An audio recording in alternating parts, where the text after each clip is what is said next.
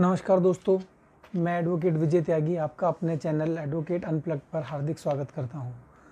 दोस्तों, अगर आपने इस चैनल को सब्सक्राइब नहीं किया है तो मैं आपसे रिक्वेस्ट करूंगा कि प्लीज़ इस चैनल को सब्सक्राइब कर लें। दोस्तों, आज जिस विषय पे हम बात करेंगे वह काफ़ी इंटरेस्टिंग है और अगर आप प्रैक्टिस करते हैं तो यह आए दिन आप कोर्ट में देखते होंगे। दोस्तों, आज हम बात करेंगे चैप्टर 10 एग्जामिनेशन ऑफ विटनेस, जो कि सेक्शन 135 से 166 के बीच में है इंडियन एविडेंस एक्ट के अंदर। दोस्तों, आज हम बात करेंगे सेक्शन 135 से लेकर सेक्शन 143 के बारे में। दोस्तों, सेक्शन 135 कहता है कि order of the production and examination of witness के बारे में बात करता है कि कौन एविडेंस देगा, कैसे एग्जामिनेशन होगा, कैसे शुरू होगा। तो अगर कोई प्रोसेस लॉ ने प्रेस्क्राइब किया है तब तो उसके हिसाब से होगा। अगर ऐसा कोई लॉ ने प्रेस्क्राइब नहीं किया तो जैसे जज साहब चाहेंगे उस हिसाब से जो है एग्जामिनेशन ऑफ विटनेस होगा। दोस्तों, सेक्शन 136 बात करता है admissibility of evidence.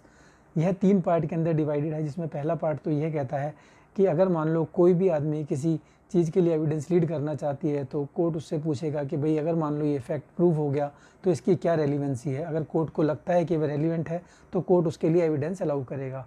Second part दोस्तों इसका कहता है कि if the fact propose to be proved is one of which evidence is admissible only upon proof of some other fact. मतलब ये है कि अगर मान लो कोई फैक्ट को प्रूव करना है और उसका वो है जो तभी एडमिसिबल होगा जबकि कोई और फैक्ट प्रूव होगा, तो जो लास्ट मेंशन फैक्ट को जो है पहले प्रूव करना पड़ेगा, या जो पार्टी उस फैक्ट को कह रही है उसको अंडरटेकिंग देनी पड़ेगी कि भाई यह फैक्ट जो है वह मैं बताऊंगा कि कैसे ये प्रूव हो रहा है या नहीं हो रहा है, और जज की डिस्क्रिशन है वह इस बात को मानता है या नहीं मानता है। तीसरी बात जो इसके अंदर लिखी है कि if the relevancy of one एलिज्ड fact depends upon another fact being first proved, यानी कि अगर मान लो किसी फैक्ट को प्रूव करने के लिए किसी दूसरे फैक्ट को प्रूव करना ज़रूरी है तो कोर्ट की डिस्क्रिशन है, वह कह सकता है कि पहले पहला फैक्ट प्रूव होगा उसके बाद दूसरा फैक्ट प्रूव होगा, या पहले दूसरे फैक्ट को प्रूव करो उसके बाद आप फर्स्ट फैक्ट को प्रूव कर सकते हैं। इसका एक एग्जांपल लेते हैं दोस्तों। सपोज करो डाइंग डिक्लेरेशन जो है डाइंग डिक्लेरेशन को प्रूव करनी है, तो उसके लिए सबसे पहले जो है आपको यह प्रूव करना पड़ेगा वह आदमी मर चुका है। यह इलिस्ट्रेशन दी हुई है सेक्शन 136 के अंदर। दोस्तों, एक एग्जाम्पल और लेते हैं। सपोज करो एक को चोरी करता है दिल्ली में और वह बॉम्बे में पकड़ा जाता है। तो दिल्ली में चोरी करता है और बॉम्बे में पकड़ा जाता है और उसके पास से वहाँ माल बरामद होता है। तो अगर आप अगर आप एविडेंस दे रहे हैं कि उसके पास ये माल मिला, तो उससे पहले आपको यह प्रूव करना पड़ेगा कि वह चोर दिल्ली में था जिस टाइम पे चोरी हुई थी। तो दोस्तों, अगर एक फैक्ट दूसरे फैक्ट को प्रूव करने के लिए ज़रूरी है तो जज साहब की डिस्क्रिशन है, या तो उसको अलाउ करेंगे या पहले कहेंगे उस फैक्ट को प्रूव करो उसके बाद दूसरा फैक्ट प्रूव करेंगे। अब सेक्शन जो है 137 बात करता है examination in chief, cross examination और री एग्जामिनेशन की। दोस्तों, अगर आप प्रैक्टिसिंग लॉयर हैं तो यह चीज़ आप आए दिन कोर्ट में देखते होंगे और यह बहुत ही इंपॉर्टेंट है।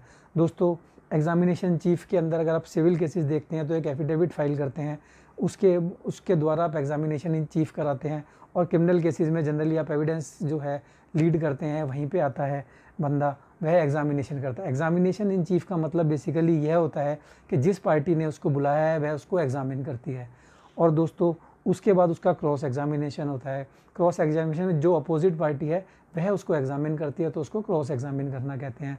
दोस्तों, क्रॉस एग्जामिन करने के कई तरीके हैं। इसके लिए आपको पहले से प्रिपेयर्ड रहना चाहिए, पहले से आपको क्वेश्चंस बना लेने चाहिए, क्योंकि जो चीज़ आप एक बार पूछना भूल जाओगे तो वो या तो एडमिसिबल मानी जाएगी या फिर वो फैक्ट जो है आपने ट्रेवर्स ही नहीं किया। तो दोस्तों, क्रॉस एग्जामिनेशन बहुत इंपॉर्टेंट है। अगर आप प्रैक्टिसिंग एडवोकेट हैं तो अपना क्रॉस एग्जामिनेशन का स्किल जितना बढ़ा सकते हैं उतना बढ़ाएं।